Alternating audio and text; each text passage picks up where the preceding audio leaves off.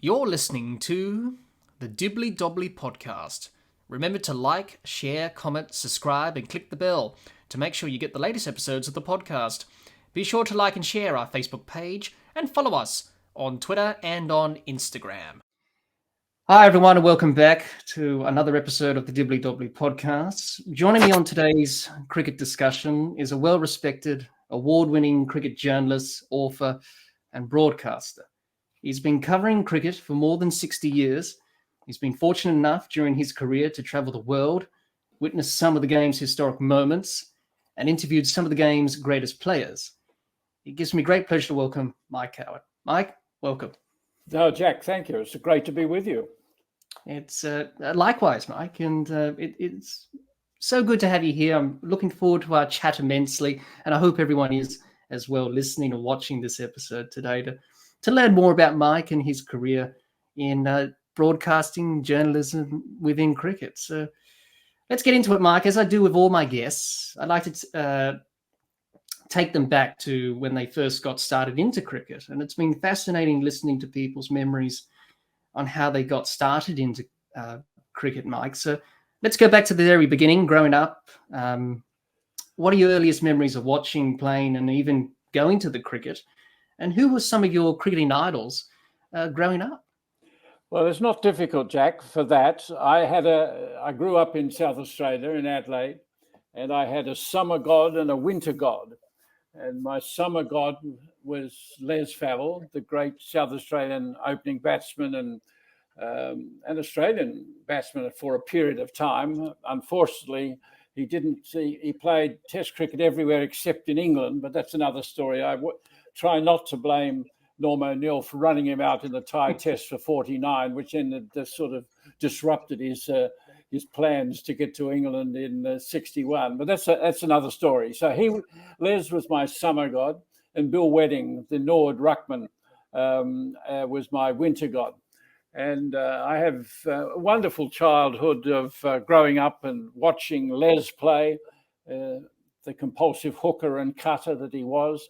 I think any boy that grew up in that period in the 50s to watch Les in full flight was something very special. And in fact, it was his philosophy which, to a large degree, laid the platform for the Chappells.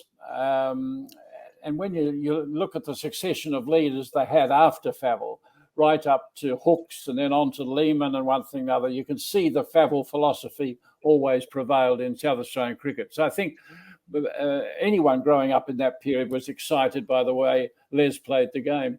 And so, yes, I've got strong memories of leaving school. I was at Pulteney Grammar School doing my senior school for 3 years and then Saltash Business College. Then those urgent runs from Victoria Square down to Adelaide Oval when you knew Favell was still in position at the crease, crossing the Torrens and into the ground. So, good memories of coming in on that southern gate, the old John Creswell stand that it was then, of course. Then was the Bradman stand, and now, of course, the bank stand. That shows how old I am. I can remember the before the real stand. Good memories of running in and hoping Les Favell's nameplate was still up on the board when I got there. Yes, absolutely. I think that's what cricket does, doesn't it, Mike? It draws you in when you first make contact with it, doesn't it? Very much. It's a very seductive sport, particularly the traditional game. I'm not too convinced that the short form is particularly seductive. It's explosive, but I don't think seductive. Excuse me. But yes, that's true. It is because of its history, the richness of its tradition, how much reading you've did, particularly as a boy growing up. That's when it was a lot of kids growing up in sport read books about the game and its history. It doesn't happen so much now because it's a visual world. Hopefully they spend a lot more time watching the history on screen rather than reading about it. But yes, it is a very seductive sport. Any memories of playing cricket as a kid?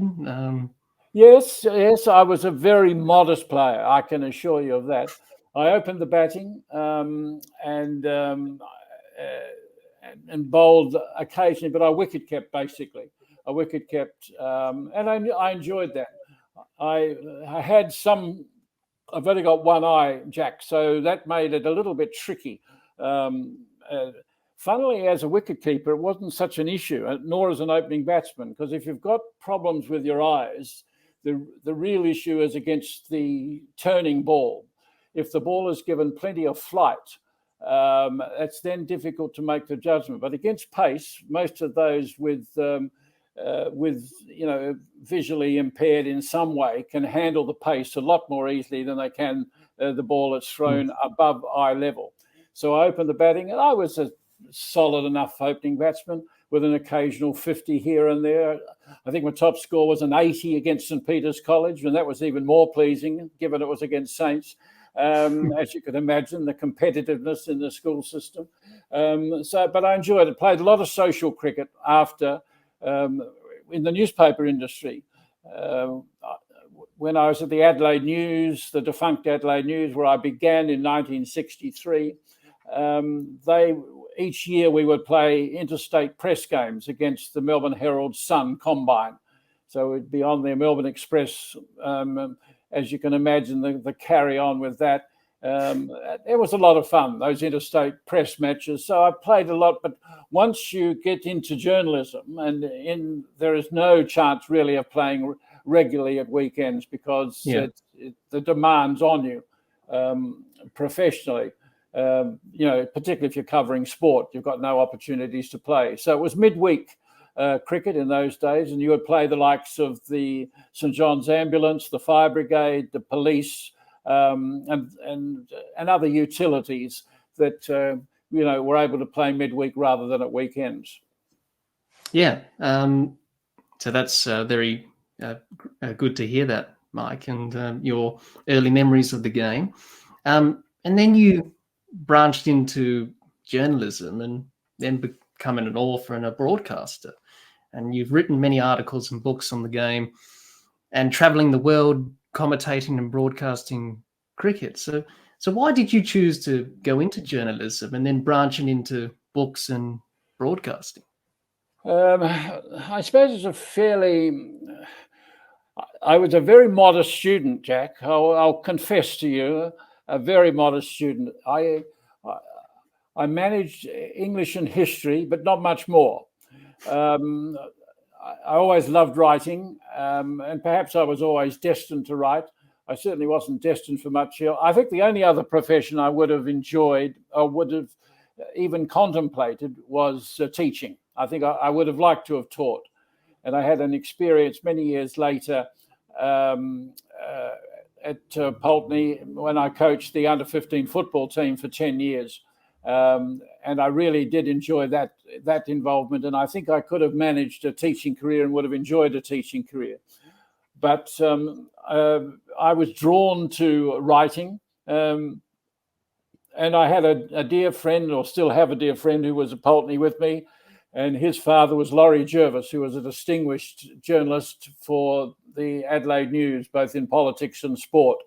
And by spending time in the Jervis family as a kid, I got a feel of what it was like, and hence got the opportunity and joined there in the 19th of December, 1963, which is a very distressing, given that this year ends in 3, Jack, it's a fairly distressing statistic.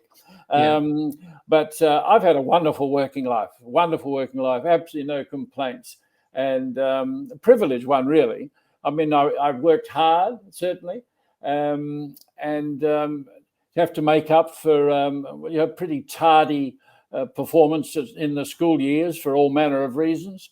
But once I got the chance, I sort of have made the most of it, and also being in the right place at the right time.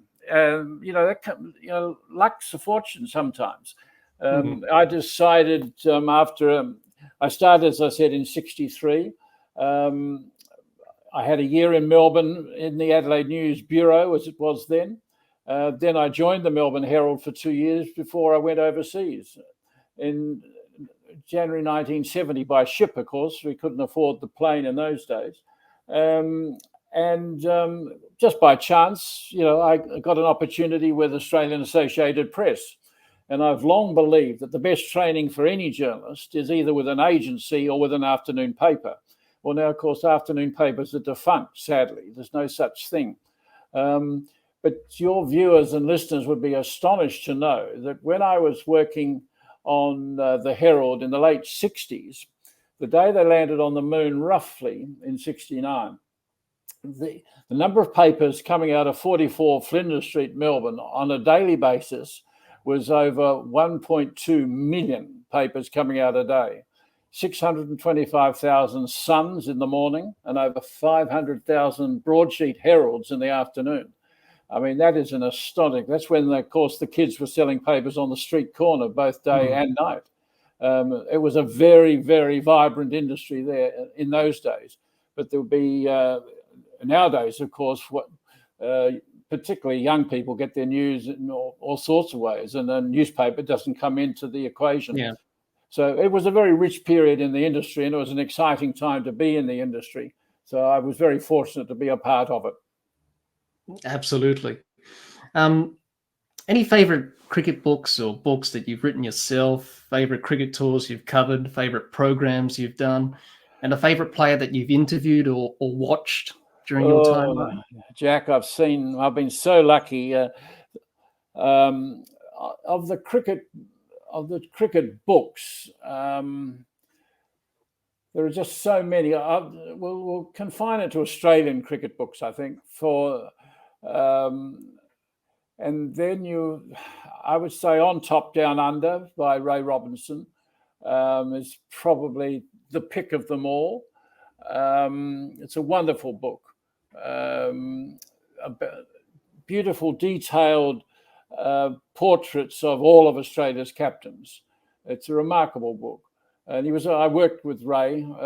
He's been long gone now, of course, but he was a wonderful man and wrote on extraordinary he was later in life, and with poor eyesight, but his writing was just so tiny on a pad, as he observed.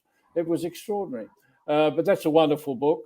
Gideon Haig's Summer Game is exceptional, and it's just being republished by 81 All Out, the Indian publishers who recently did my book, Cricket Beyond the Bazaar, which was pleasing that was given another life 32 years after it was originally published. And of course, the Archie Jackson story by David Frith is an absolutely exceptional book.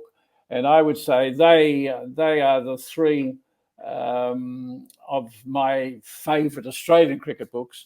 You can look. One of the things about cricket, Jack, is that, of course, it lends itself to literature more so than any other sport. Golf does to some degree, baseball to some degree, but the richness of cricket literature is exceptional. And we could spend hours just looking from the Wisden Almanacs right through today. An attempt to have the Wisden Australian Almanac, it worked for 8 years. The same with Wisden India, but they were introduced just at the time the whole industry and was changing. And of course, you can get so much of Wisden online. It's an entirely different world now. But I was encouraged, particularly with my book, Cricket Beyond the Bazaar, because that was the project that meant most to me. Because what prompted me to do that in 1990 was I became very uneasy at the attitude of Australian cricket to cricket on the Indian subcontinent. We began as a country, I believe, to either ape the English attitude, which was either, if it wasn't racist, it was culturally elitist. And it made me very angry and very dismissive of what, if it didn't happen in the traditional first world countries, it didn't exist. the Thai Test in '86 in Chennai, or there was then Madras, and of course the World Cup triumph in Calcutta, now Kolkata. They just were just treated in a very offhand way, particularly by the Australian media. And so I was very unsettled by that. And that was one of the motivations for writing Cricket Beyond the Bazaar, which thankfully I think has had an impact and has helped to educate a lot of consumers about the richness of cricket on the Indian subcontinent and Australia's great involvement. And that led me 2 years ago to write the Frank Tarrant story. Frank Tarrant is one of the most remarkable figures in the history of the game, but is not known. But he fundamentally was responsible because he brokered cricket between India and Australia in 1935, 1936. He simultaneously worked for the Cricket Australia Authority. What was it then? I think it was the Australian Board of Cricket for Control, whatever, one of its titles in 35-6. And he worked for the Maharaja of Patiala, who was the head honcho of Indian cricket. So I've been pushing hard for the Cricket Australia to recognise Tarrant by striking the Tarrant Medal. I believe it should be given to the best Indian player and the best Australian player in a Border Gavaskar series, as a symbol of Tarrant's influence in brokering what has become now the most powerful cricket contest in the world. I mean, in many ways, perhaps it'll never overtake the Ashes, although there was a time that it was very, very close to overtaking the Ashes. Take us back to 2005 and that dramatic moment when Kasparowicz apparently got a touch on something down the leg side. If England hadn't triumphed then, the Ashes were in desperate trouble. But the Border Gavaskar series has produced some magnificent cricket over the last 20, 25 years. And so I'm hoping, I'm pushing relentlessly, and we might start on the Indian board next. But sadly, historically, the Indians, as powerful as they are, don't have a great interest in the history of the game. Yeah, very good to hear that, Mike. And hopefully both cricket boards will listen to your pleas and hopefully do that, because Frank Tarrant was quite an interesting character. I did some research myself and I heard you mention his name. I didn't know much about him myself personally. So he did have an impact on Australia playing India and in that connection there. But I guess that question I asked before, Mike, I guess it's hard to choose a favourite book or a favourite interview you've done, because you've interviewed some of the game's great players. You even interviewed Dennis Lillee was sitting on the edge of his bath, Viv Richards in his bed in his hotel room, and you interviewed the great Sir Donald Bradman in his lounge room. So many great moments that you've had. So it's very hard to choose. It's like choosing your favourite child. You can't. Yeah, good point. Good point. But what was it like interviewing those names I just mentioned before? Well, they're all. I think one of the key reasons with Sir Donald was that, and I had quite a good rapport with Sir Donald. He wasn't an easy man. He was a pedant in so many ways. I can remember him pulling me up at one stage in a piece I wrote. That I had the only interview with him for the 50 years of Bodyline for The Age in 1983, and I made reference to a bar that he'd been given as a trophy, and he pointed out very, very, very quickly, it wasn't a bar, it was a drinks cabinet. And that was very Bradman. He was pedantic in the extreme, but he was remarkable. He didn't have a great affection for the press. He felt that he'd paid his dues to the public, and in many ways he had. I mean, he was incredibly generous in the way he would respond to all correspondence and one thing or another. He was a prolific letter writer. The one thing they all have is a charisma.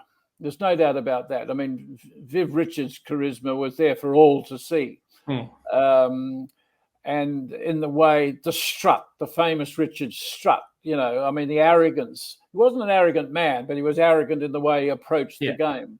He was a supremely confident man, but very accessible. I mean, I interviewed him at home in Antigua with his young family then, and he just delightful company.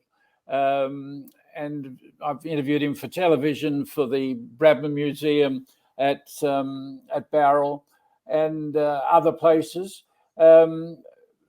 But it's you go from that and the respect they have for each other. I think we saw it more recently, where the relationship between Shane Warne, Brian Lara, and Tendulkar. Now, they are all of such exceptional cricketers, but whatever they had together, I think it was a respect for the genius that they had. They shared a genius in a way. And while they're very disparate personalities, they all loved being together and talking about each other. There's something there that they had that set them apart from everyone else. We could see that as cricketers, that they were apart from anyone else, but they sensed that as well.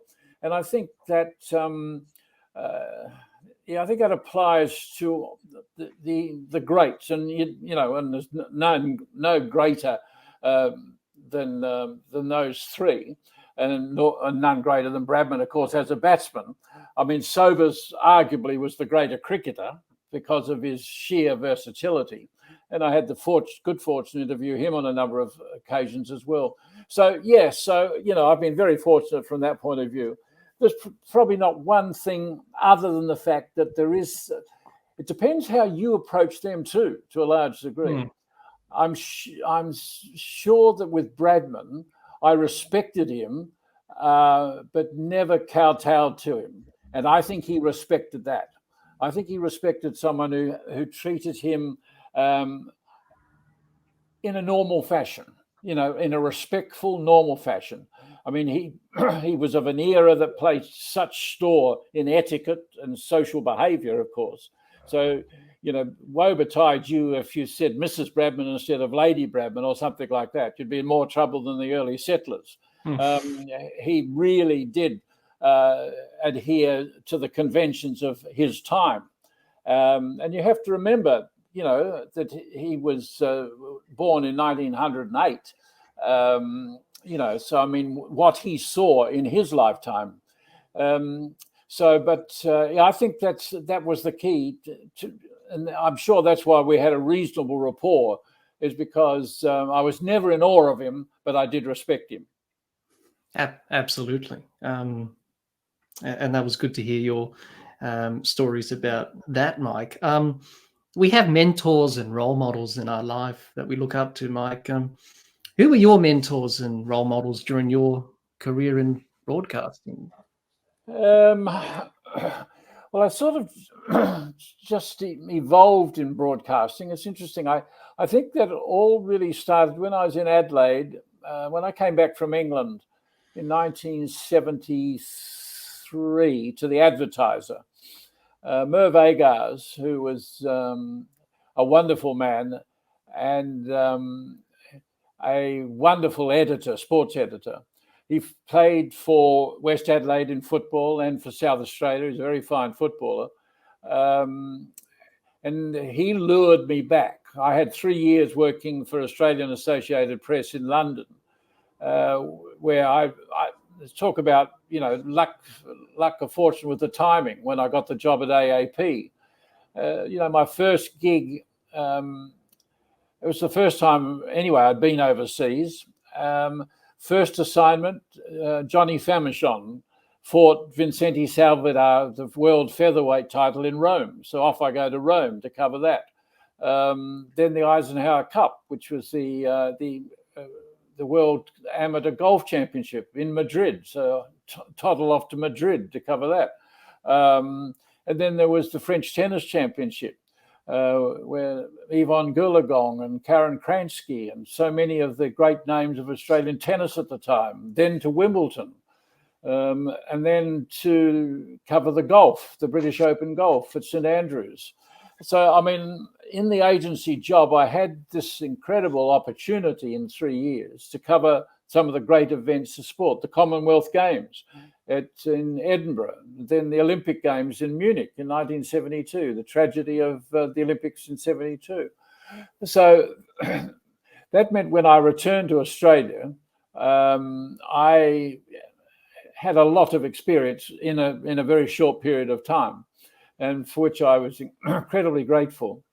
Looking back on it now, you realize just how fortunate you were to be in the right place at the right time and being able to. I mean, I'd never seen a boxing match, and then the first one I see, other than a fight at the Port Adelaide Town Hall, or probably outside the Port Adelaide Town Hall, was a world title fight in Rome, and things like that. I covered the swimming, with Shane Gould at her peak at the Olympics in 72. I'd never covered a swimming event. So working for an agency tested you.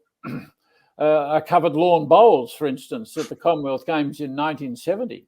So you have to adapt. You have to, be quick on your feet and nimble in every way, and mentally nimble to be able to cope with those sorts of challenges. Not to be intimidated or to be awed by the situation.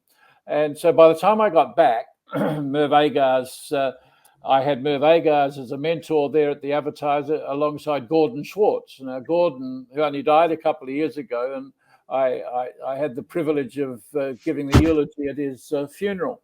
What a wonderful man he was. He lived into his 90s, played football for West Torrens and for Norwood, was a very accomplished tennis player, represented Australia during the war years. We always hear of cricket during the war years, but the tennis boys did it as well. So they were more recent mentors. When I started off, I mentioned earlier Laurie Jervis, and Laurie really was the first of the mentors who was able to show me the way when I was just a teenager. And he was of the old school. He was tough. He was tough, but he took a personal interest in me, for which I was forever grateful. And you're quite right, Jack. You do need people like that in your life. And I think as I've grown more senior, to use the euphemism of the day, is the need to, and I've tried in every respect to mentor or be a shoulder for the young ones coming through. And I've had a wonderful rapport with those that have followed over the years.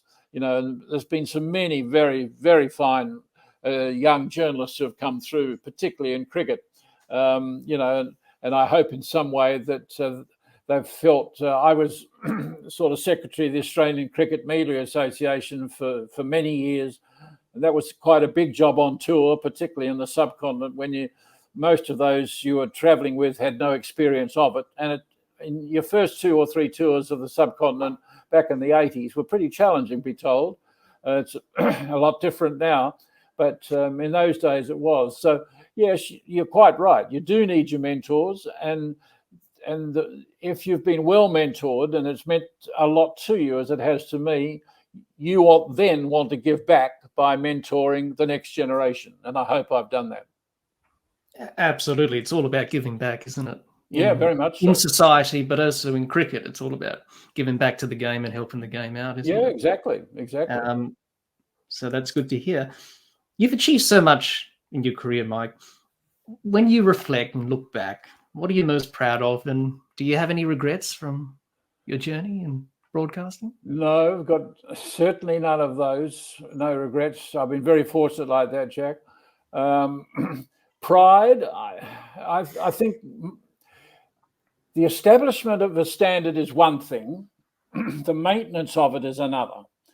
And I think it's not a question I have to think about very often. It's a good question. And I think probably overall is that I've hoped that I've been able to maintain a standard in the writing and in the broadcasting or delivery.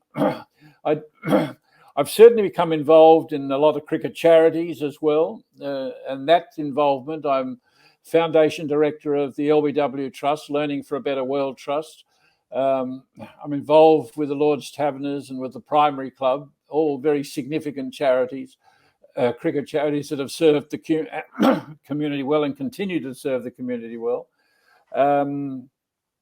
So I'm glad I've got that involvement, and like to, and I will maintain that involvement beyond a working career. In terms of pride, I think the fact that I feel, well, I hope I have raised the awareness of the cricket on the Indian subcontinent. Because that really did distress me when I first wrote Bazaar. This sort of racist, if not racist, culturally elitist attitude. It was out of sight, out of mind. It was the developing world. It didn't really matter. But as I keep pushing, Jack, whenever I speak at these functions, I tend to say, don't forget that fundamentally cricket is a sport of the developing world that is played by a handful of first world countries. And that is basically right. And I think now with the amount of money circulating in the game, it distresses me that I don't think the game does enough beyond the boundary. I mean, there are millions and millions and millions of dollars flowing through the game now in the short forms of the game, particularly the IPL. I've just back, as you know, Jack, from a visit to Sri Lanka and India. And I lived south of Madras for a while in the late 80s when I was writing Cricket Beyond the Bazaar. I went back to the ground where the Thai Test was played, Chidambaram Stadium. And it was absolutely, I mean, I know 1986 is a long time ago, and to many of your listeners and viewers, they will think it's ancient history. But for someone, who's lived over the last 70 odd years, 1986 doesn't seem that long ago. And the Chidambaram Stadium in 1986 was one of the most, with the exception of the Madras Cricket Club area, it was one of the most fundamental grounds you could imagine. Big, open, ugly cement stands. Well, now, and Australia is playing India there, I think, at the start of the World Cup in October. It is a stunning ground, and it's all IPL money. It's just been pushed into the, and it is staggering. There's 10 separate grandstands, all with the the ones set in England with the tent sort of like tops. Sort of the sailing on. Yeah, exactly. Yeah. And they're all there, the 10 stands. I mean, it is, for someone coming back into this environment, it just staggered me. It's beautiful, absolutely beautiful. And so looking back over that period, and the number of Australian cricketers who have prospered and profited by being involved in India. I mean, they used to loathe going there. So many of the depressing stories handed down from the initial tour of 35-36, the unofficial tour, which began the whole relationship, and then the highly controversial tours of Rats and Riots, we called them, in the 1950s. And a lot of those stories, true or apocryphal, got handed down from one generation of players to the others. So often you had players leaving for India or Pakistan or Sri Lanka with very negative view of what lay ahead because of all the stories that have been handed down unthinkingly by previous players. I mean, yes, it was tough. The hotels were modest, etc., etc. But I always remember in 1986, the Thai Test Tour, early in the piece, and Jeff Marsh was vice-captain no, he wasn't vice-captain to Border, was he, at that stage? I think David Boone was. Anyway, Marsh was in the team. And a rat ran across the floor in the bar somewhere in Mumbai or something, and all the players groaned and carried on. And Marsh said, "Oh, that's just like the rats I've got in the silos at home, on the farm." So it was just a matter of state of mind, and the reason that the Australians now prosper in that part of the world was due to that sort of philosophy that Marsh had, but particularly to the leadership of Border, who's probably my favourite man of all time. What he achieved just defies description. Border, Taylor, and Steve Waugh all made tremendous contributions to changing the attitude, the mentality of Australian cricket on the Indian subcontinent. And so now it's a place where Australia's elite cricketers, they embrace it rather than reject it. And they're better cricketers because of it, and they're certainly better men because of it. You know, you've got to be open-minded as well as open-hearted. And if you can be both of that, you're a pretty good human being. And that's the sort of attitude you have now. It's to a large degree a response to the leadership of Waugh, Taylor, and Border. And I hope, getting back to your original question, as I've drifted away as I always do, is that I hope that I've lifted that sense of the importance of cricket on the Indian subcontinent, and that we should respect it and rejoice in it. Yeah, absolutely, Mike. And you just gave a little bit of a preview to one of the topics that we're going to discuss a bit later on in this discussion, which is on subcontinent cricket. So all of our listeners will have a bit of a preview of what you're going to talk about in that section. Give them a taste. Give them a taste. Give them a taste. A bit of a teaser. Now that's the talking about yourself bit done, Mike, and let's get into this cricket discussion. I chose some topics to talk about and discuss with you today for this chat that we're having. And the first one is broadcasting within cricket and how it's evolved and changed over the generation years up until the present day. Now, back in the old days, Mike, as you would know in your time, but even before your time in the real early days of the game, it was very different how the game was covered and broadcasted. Journalists used to carry big typewriters around and used to carry their Wisden Almanacs, trying to get player stats as a guide, etc. And now we have the internet and phones and computers to do that now. And then before television, those movie tone reels that you used to have back in the day to describe the cricket, and the announcers will describe the cricket in their grand voices as they do.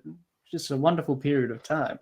And during the 1930s, the ABC had to improvise because of the problems they had broadcasting test matches in England for Australia during that time. They had to come up with the idea of synthetic cricket broadcasts, which was using sound effects to imitate the crowd and the bat hitting the ball, which was basically done by a commentator with a pencil, which is up against a table.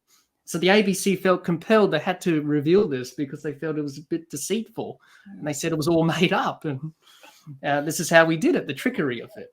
But you don't have to do that anymore these days, Mike, because technology is so much improved.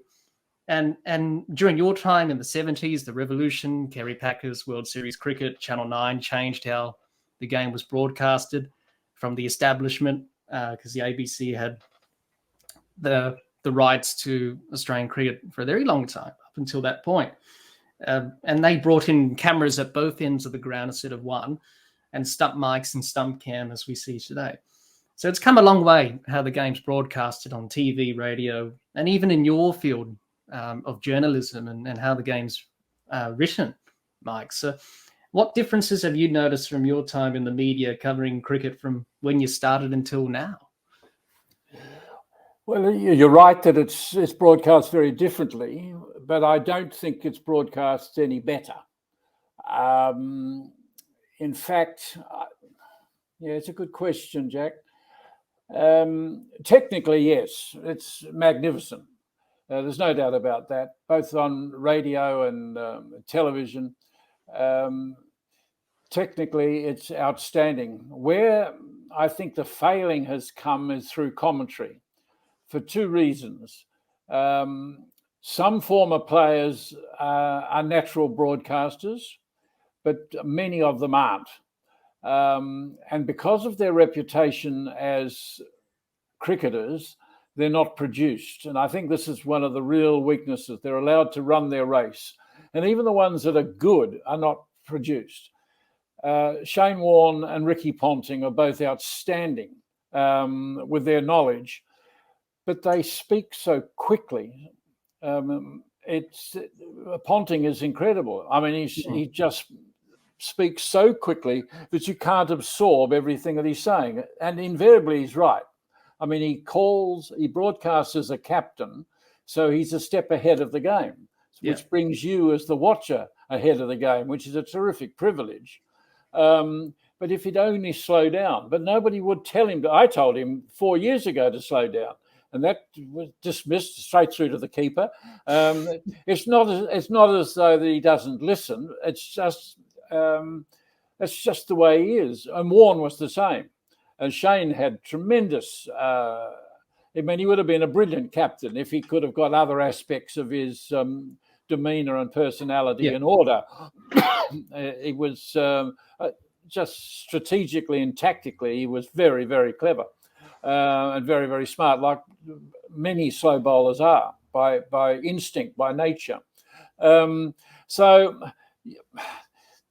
Admittedly, I'm a bit of the old school, of the traditional broadcaster.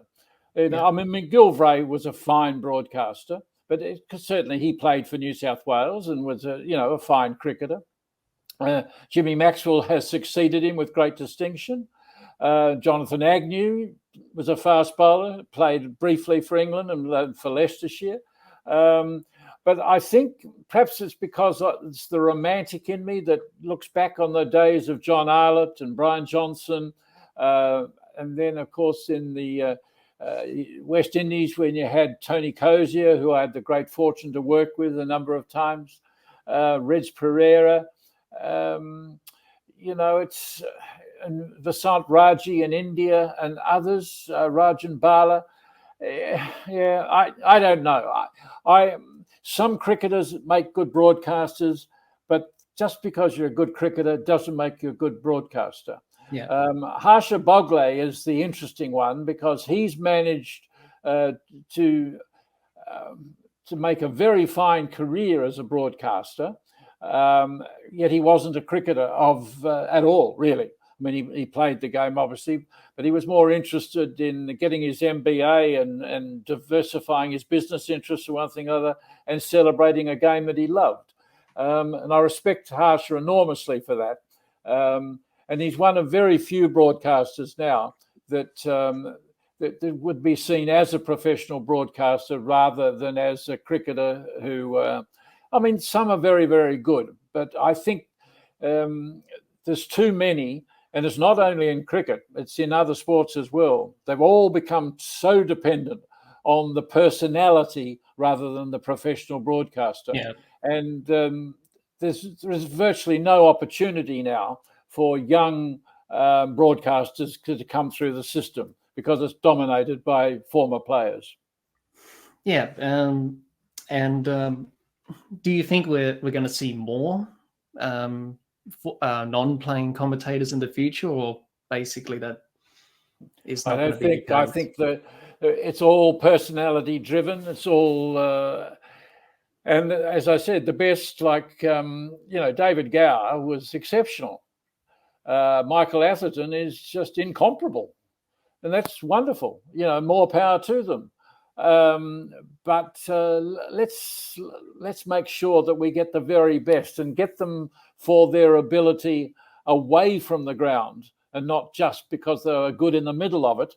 We want, Atherton was exceptional. Atherton wasn't, I can assure you, because I dealt a lot with him as a journalist. He wasn't, when he was captain, he wasn't the easiest man in the world to deal with. He could be very blunt and very obdurate. And of course, he had his moments of high controversy as well. But he's a beautiful writer of the game, beautiful writer for the times. He's as good as anyone going around, both as a broadcaster and as a writer.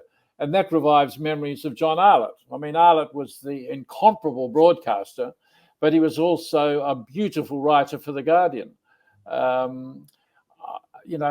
People always talk about the beauty of Sir Neville Cardis, and and Cardus did write beautifully, but I found him to be very, very florid, because he wrote beautifully on music as well. Cardus, who lived and worked in Sydney for a period back in the day. But I was always a strong Arlott man, and he always said he was once 12th man for Hampshire because no one else was available. And that was the extent of his cricket past. But, he was loved by players. He wasn't particularly fond of Australian players. A few he were. But Botham, Ian Botham was a great admirer, particularly, and flew to when Arlott died, to the island of Alderney in the English Channel for the funeral. A number of players were there, and particularly Botham. So, I get a bit tied up in all of this. Probably I'm a bit of the old school, Jack. I try to embrace what's happening. You can't be stuck in another time. I've got a host of godchildren who make sure that I don't get stuck in another time. But with the broadcasting, I would like to think that some more professional broadcasters could come through, but I think it's highly unlikely. Yeah, but there was one master at cricket commentary, the art of it, and that was the great Richie Benaud. And you had many encounters with him over the years, Mike, in the press box, Richie. Yeah, indeed. His style was his own, and it worked.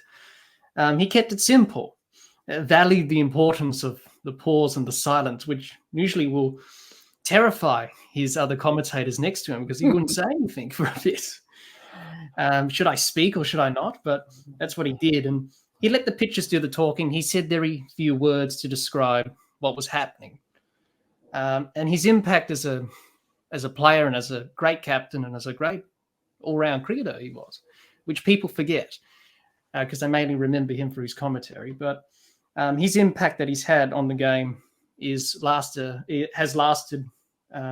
a lasting impact, I should say. And many people still, repeat his famous lines like "marvelous" and "2 for 2, 2, 2," and all people that. dress up like him, like the Richies do, and every year idolize the great man in beige. So, Mike, what can the current day commentators learn from Richie, and for those who have gone before him? And what are your memories of dealing with Richie Benaud? Yeah, it's a good question. He had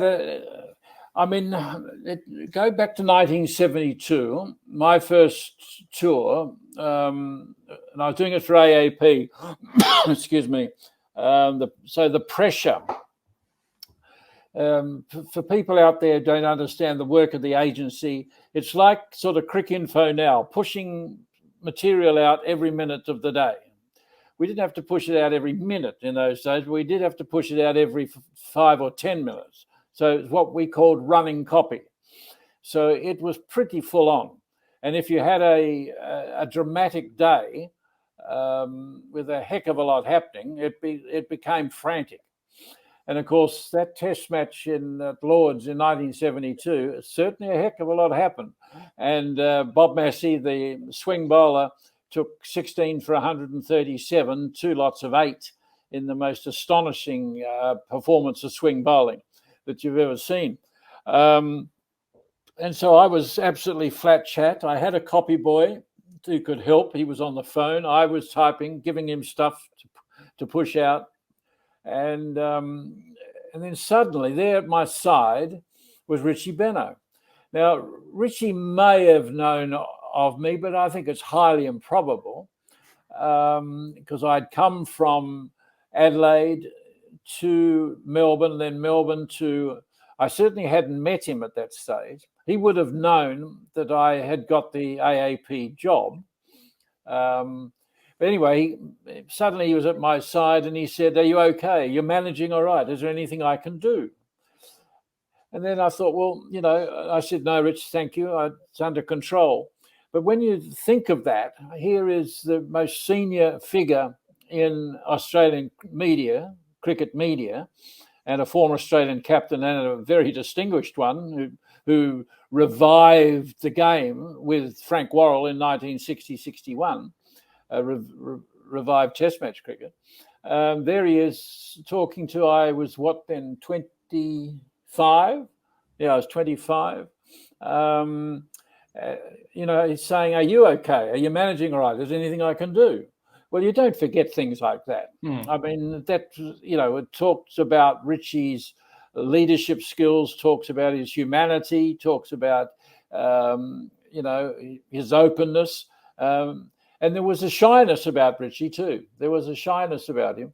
I was incredibly grateful for that and stayed in contact with him over many years. And I'm still, in fact, I've got lunch with his widow, Daphne, on September the 7th. And I still see Daphne socially.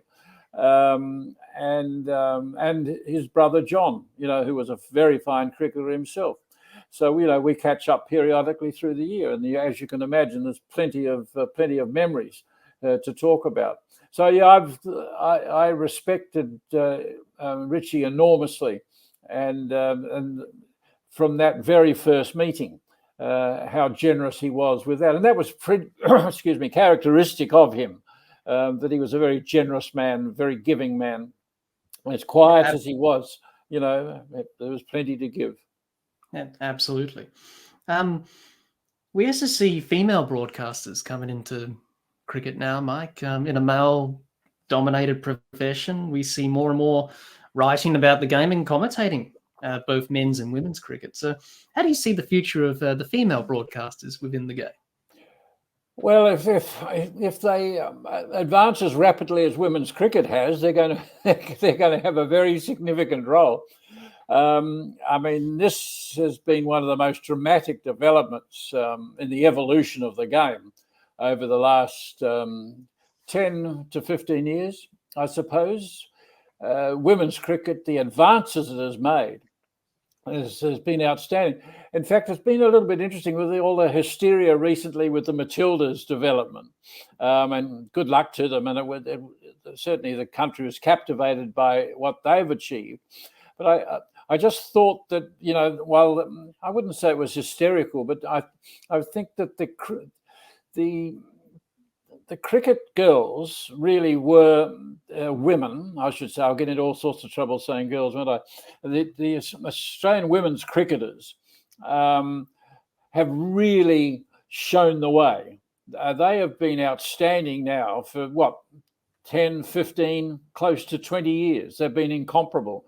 And the ratings they have got on television and one thing or other has been exceptional. And I think to some degree, the Matildas, as fine as they are, have fed off the success of the women cricketers to a large degree. It doesn't really matter because it's a period of excitement for women's sport generally. The NFL is doing well. The women's AFL, which resumes this week, is doing well. And it's a wonderful thing for women's sport and the funding that at last is starting to come through. And as a consequence of that, of course, we're going to get more women broadcasting. And we've got some very good ones already.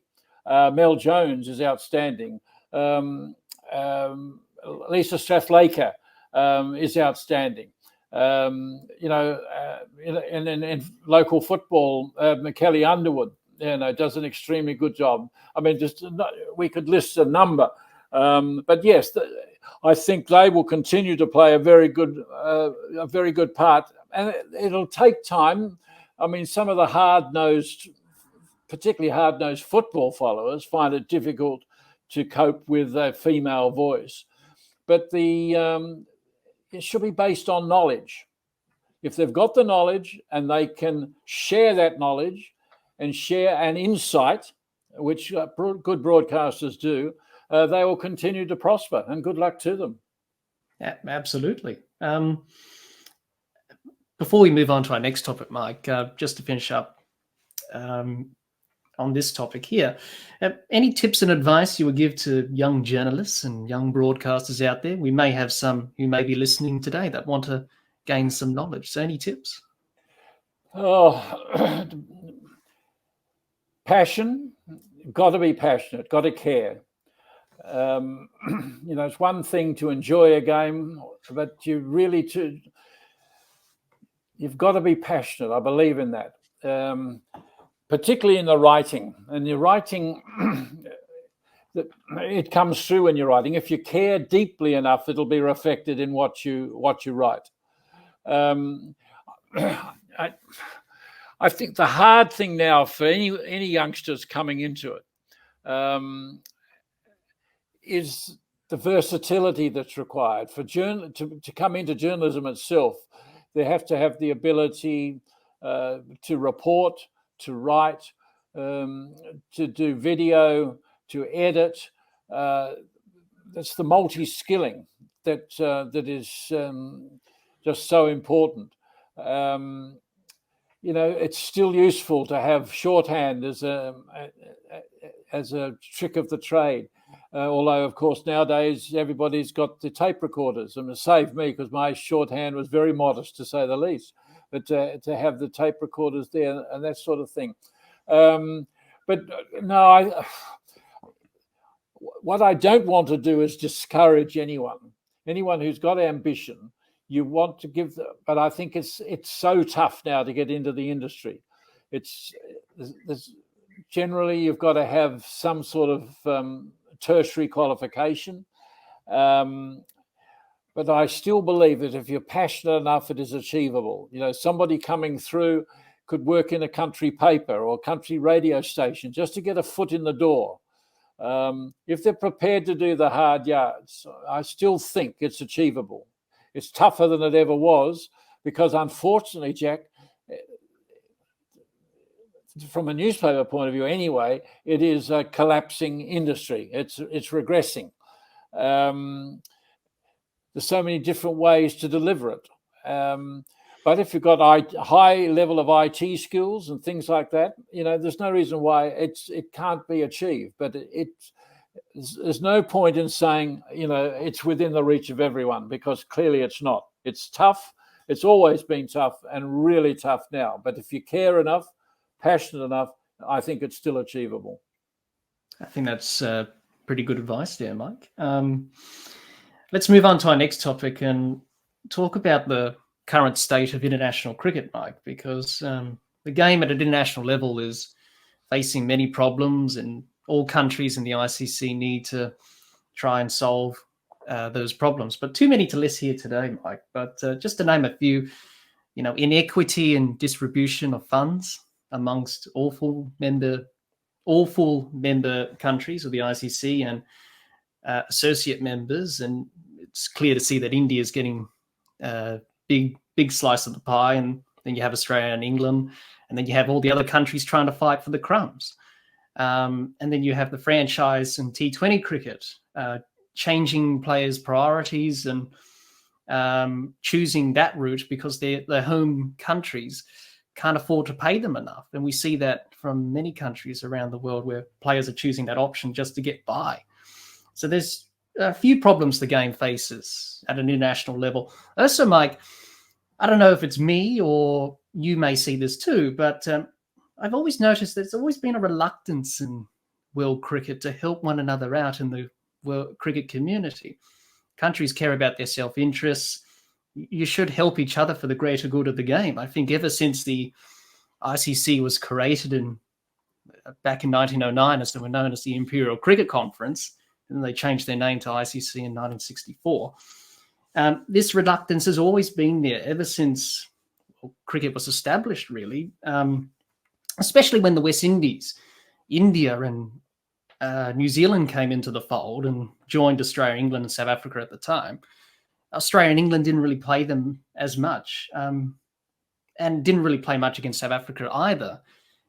Australia, an example, it took them until basically 1950, 51, 52 to play against the West Indies in a test match. And it took them until 1945, 46 to play New Zealand in a test match. And being so close to New Zealand, we haven't done much to help New Zealand cricket out over the years either. And then it took them until 1947, 48 to play a test match against India. So you get the idea, you get the picture that we've always had this reluctance to help in world cricket, especially those countries I mentioned, but also as the years progressed, Pakistan, then Sri Lanka, then Zimbabwe, now Ireland and Afghanistan have joined. So, Mike, how would you assess the state of international cricket, and why do we have this reluctance to help one another out in the cricket community? It's a good question. The biggest problem now is that there's a devaluation, and I think it's a societal problem to a large degree. And as John Arlott always said, the game is a microcosm of society. Whatever's happening in society is reflected in cricket. And Arlott was right. And the devaluation of what has gone before I think, is a massive issue, not just within the game, but within society. The devaluation of history, or the indifference to history, if not the devaluation, the indifference to what has gone before. We've created a world, or seem to have created a world which moves at such a pace that we don't have time to stop and to consider what has gone before. And I think the devaluation within a cricket context, the devaluation of what's gone before is becoming very, very serious.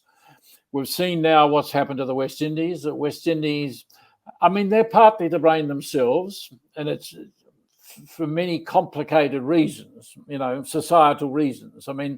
They are disparate countries that make in the archipelago, which they only come together to play cricket in the name of the West Indies. On every other score, they work as separate entities. So, there are very complex issues around the West Indies. That aside, but yes, there has been an indifference for a long time. You can nearly extend the argument to what I was saying about Australia's attitude to the subcontinent in the 60s and 70s, that how much of this is culturally elitist and how much is racist. That's tough talk. I understand that, and I don't mean to be outrageous, but there's no doubt that the rich first world countries have always prospered. And often it has been at the expense of the developing countries. And the same thing is happening now. Zimbabwe's got such massive economic and political issues that it's very difficult for it to rise above everything, sadly. I've made 2 or 3 tours of Zimbabwe, and it's a wonderful country, hospitable country. It looks very much like Australia, with a number of eucalypts and the desert and one thing or another. It's got a really Australian feel. Be you in Harare or Bulawayo, but there's a desperate sadness there. And this is the other thing, of course, with Pakistan. There was no contact with Pakistan for so long because of the extreme political issues. And it's still got them to a large degree, with what's happened with Imran Khan in recent times, one thing or other. So, in fairness to cricket itself, the most politically and economically stable countries have managed better than the developing countries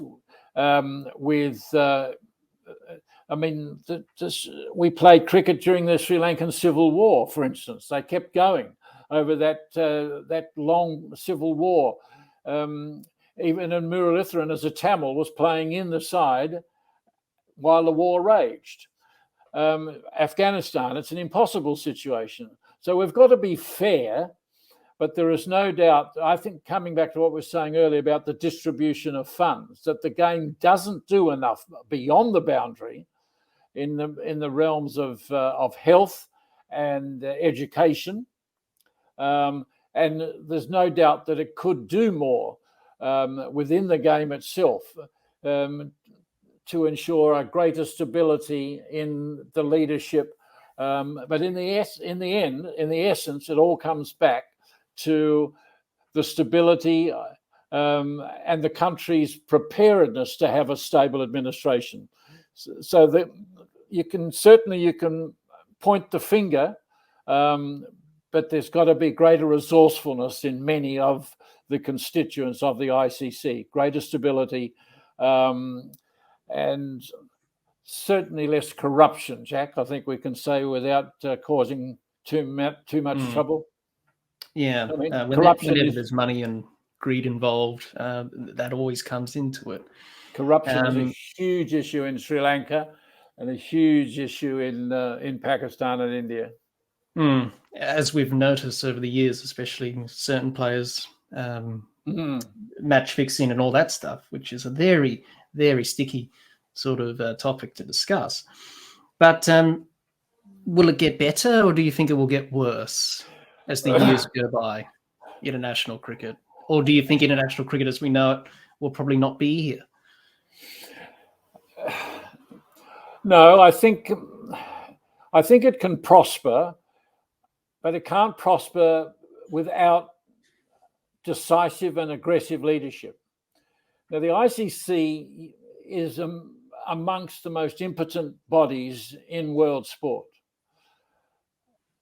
And that is a huge issue, and it's been forever thus. I mean, the ICC is nothing other than a collective of its constituent bodies. Now, whether it's time for a radical redrafting of the structure of the game, and that there is some body that is independent of the constituents, or has a representative of each of the constituents, but 2 or 3 independent members are sitting alongside the representative of the constituents, perhaps that's the way to go. I'm not sure. But clearly, the ICC as it is, I mean, there's always the speculation, well, because of the richness of India, India has the greatest slice of the pie. But India is also contributing a massive amount of money internationally, as well as domestically, particularly through the IPL and the television rights for any of its tours. And it's significant that in recent times that the only 5-match test series historically has been between England and Australia. But it has been determined now that the future Border Gavaskar series, be it in India or in Australia, will be played over 5 test matches. So that is a pointer to the significance of Indian cricket and the worth of the television rights for a Border Gavaskar series.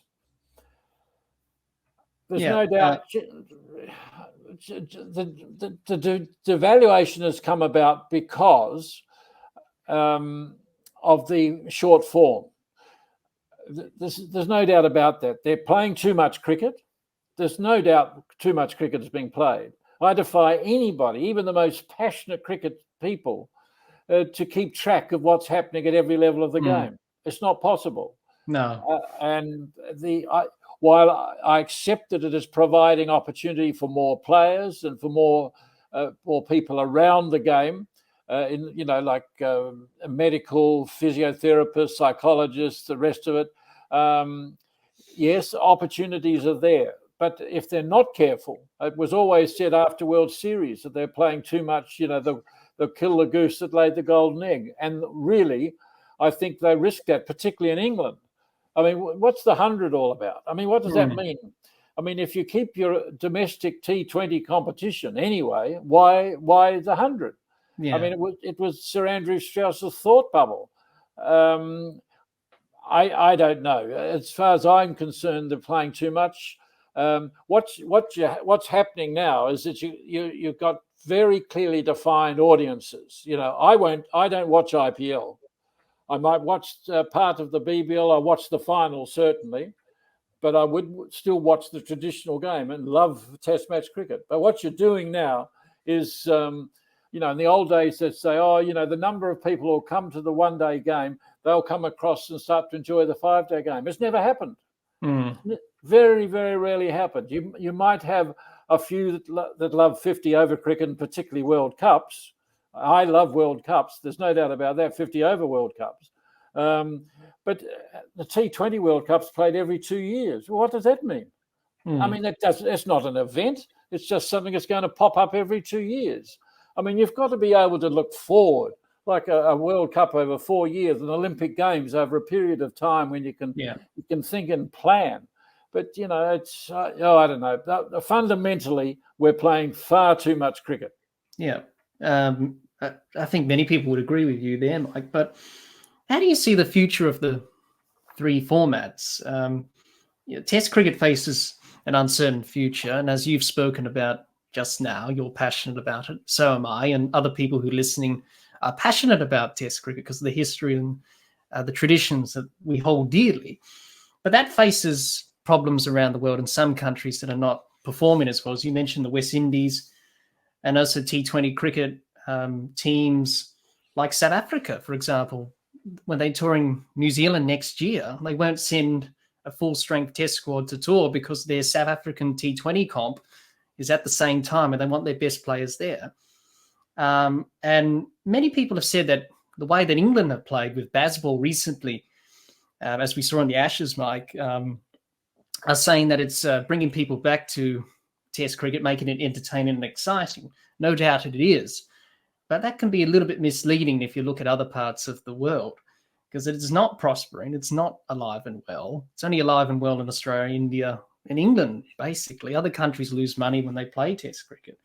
So that faces an uncertain future. Then you have one-day cricket, and I think the MCC said in 2027 you'll be gone altogether in terms of bilateral series, and we'll just have World Cups every 4 years. And then T20 cricket is dictating the course of international cricket as we know it now. And, franchises could have multi-year contracts with players, and players will forego their national contract with their country to choose the T20 route, and the franchises will have control over that. Despite people saying it's bad for the game, there's a lot of positives and negatives about T20 cricket, but many people are saying that it's probably not helping the game in certain areas. So how do you see the future of the three formats, Mike? Do you think we'll only have two, one, or that's how it's going to be for the years to come? Hard to know, Jack. The key thing with cricket, I think, is do you remember it? You remember so little about T20 cricket that it defies description. I mean, but perhaps the modern generation, because they pay so little attention to what's gone before, it doesn't matter that they can't remember it. It's just for the moment. They're stimulated. They've got 3 hours of entertainment, and that does them. Perhaps that's the way it's gone. I'm of a school, as you are, that one of the joys is recalling what's happened, talking about the joy of it, and you can recall those moments. And one of the real problems of the amount of cricket's being played now, that too much is lost within this morass. No one. Who was the BBL finalist last year? How many? Not a clue. But we can remember perfectly well. A Test match series. But I accept that I'm of an old school, and that the young ones coming through. I know a lot of men and women in their 20s and 30s who still love Test match cricket. So I hope that there will be enough of them for it to continue. Future formatting is very difficult to know. The 50 over World Cup is, people say, the 50 over has to go because of the success of T20 cricket. But see, T20 cricket is not particularly useful from a television standpoint. It's over so quickly in terms of advertising timeframes and things like that. The World Cup, 50 over World Cup generates massive amount of money through television rights and advertising. So that's always a plus, even if they don't play much other than the World Cup. But that does generate colossal funds. I don't know, Jack. I really don't. It's changed so dramatically. One of the interesting things you made reference to World Series cricket earlier. We always talked about World Series cricket as being the great revolution, and it was a great revolution. But there have been two greater revolutions in many ways. 1983, when India suddenly somehow won the World Cup in England. An astonishing achievement by Kapil Dev. And that changed the mentality of India totally. And they became completely obsessed by the 50-over game. Fast forward to, 2004, I think, 2004, and the first T20 World Cup in South Africa. And or was it later? It was 2007? It was 2007. 2007. And India left out half their side, including Tendulkar, Lakshman, and I can't remember the other, Dravid, I think. There were 3 or 4 of the absolute guns were left out of the side. And of course, India still managed to win it. And of course, the entire country was then seduced by T20 cricket. So talk about World Series, but, don't forget the revolutions of 83 and 2007, because they've had a bigger and more dramatic effect on the way the game has developed and evolved. So, I don't know where you go from now. And of course, Kumar Sangakkara, who I admire enormously, has over the last 2, 3 or 4 years been playing T10 cricket in the UAE quite successfully. And there's a great push for T10 cricket to be the next step forward. So unless we're seers, clairvoyants, or what, Jack, I've got absolutely no idea. But I suppose that's the beauty of the future. You just don't know what's going to. Well, happen. yes, it is, but it's also the fear of the present. Because you need responsible decisions to be taken today to ensure some sort of assured future. Maybe it's probably a little bit too late to try and solve those problems. Maybe, I think. Hi, everyone. Hope you enjoyed part 1 of our cricket discussion with Mike Coward. I hope you enjoyed hearing Mike and I discuss his cricketing, journalist, author, broadcasting journey, broadcasting within cricket, and international cricket. Stay tuned for part 2 of our cricket discussion with Mike Coward.